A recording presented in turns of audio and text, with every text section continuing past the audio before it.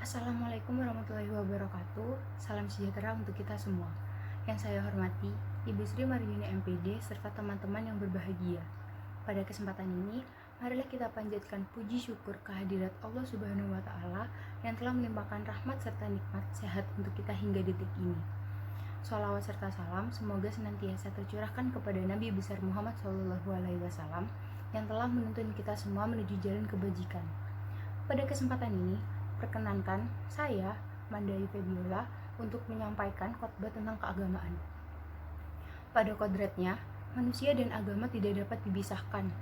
Manusia merupakan makhluk beragama karena tak ada satupun manusia yang lepas dari agama, sekalipun menurut pengakuannya tidak beragama dan menolak keberadaan Tuhan. Tapi, pada dasarnya, ia mempercayai akan adanya kekuatan supranatural, dan itulah salah satu hakikat agama. Misalnya, seorang ateis atau komunis ketika dihadapkan pada satu kondisi yang sangat sulit, maka dalam hati nuraninya akan menjerit, "Oh Tuhan, tolonglah aku." Seperti yang terjadi pada Fir'aun yang mengaku, "Akulah Tuhan yang paling tinggi." Tetapi ketika ditenggelamkan di lautan, dengan serta-merta dia mengatakan, "Sekarang aku percaya kepada Tuhannya Musa dan Harun." Dalam pandangan Islam, semua manusia yang terlahir ke dunia ini membawa fitrah atau naluri beragama Islam. Karena ketika di alam rahim, cikal bakal manusia sudah mengakui akan adanya keberadaan Tuhan. Namun, mengapa ketika sudah di dunia banyak manusia yang ingkar? Ini semua dilantarkan pengaruh pendidikan dan lingkungan. Betapa besarnya peran agama dalam kehidupan manusia. Karena agama bukan semata-mata sistem kepercayaan dan peribadatan, tetapi agama juga sebagai sistem nilai yang menjadi rujukan dan pegangan atau pedoman dalam kehidupan. Bahkan apabila manusia ingin selamat dan hidup bahagia di dunia dan di akhirat, maka mesti menjalankan kaidah dan aturan agama secara baik. Menurut Fathal Arbafadal, dengan mengutip pendapatan Charles Y. Glock and Rodney Stark, mengemukakan bahwa agama itu memiliki 5 aspek keagamaan atau religiusitas, yaitu ideologi, ritual, intelektual, pengalaman keagamaan, dan kegiatan keagamaan sehari-hari. Apabila dikaitkan dengan ajaran agama Islam, maka kelima aspek tersebut meliputi yang pertama, akidah dan keimanan yang berkaitan dengan penghayatan agama atau internalisasi nilai-nilai agama.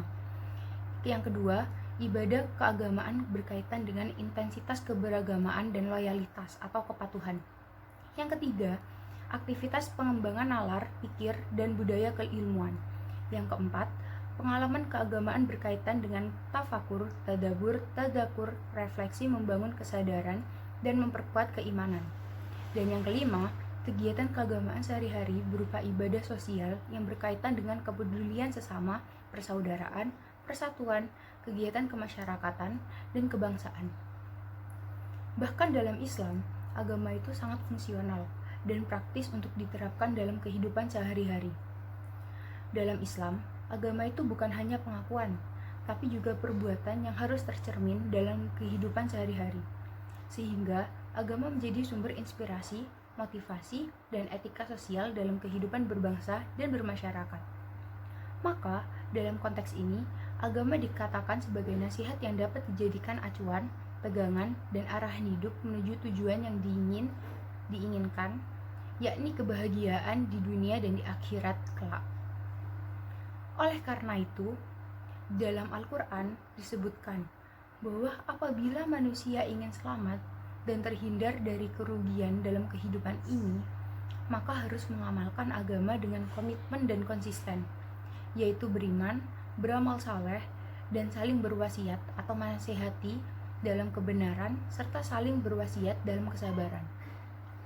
Allah Subhanahu wa Ta'ala berfirman, artinya, demi masa, sesungguhnya manusia itu benar-benar dalam kerugian, kecuali orang-orang yang beriman dan mengerjakan amal soleh, dan menasihati supaya mentaati kebenaran, dan nasihat menasihati supaya menetapi kesabaran. Dengan penjelasan di atas, diharapkan setiap individu dapat menangkap dengan baik apa fungsi dan pentingnya sebuah agama. Karena pada dasarnya, agama bukan hanya untuk pengakuan, tapi juga menjadi acuan atau pedoman hidup setiap individu. Kiranya sekian pidato yang dapat saya sampaikan. Jika ada salah kata, saya memohon maaf dan terima kasih atas perhatiannya. Akhir kata, wassalamualaikum warahmatullahi wabarakatuh.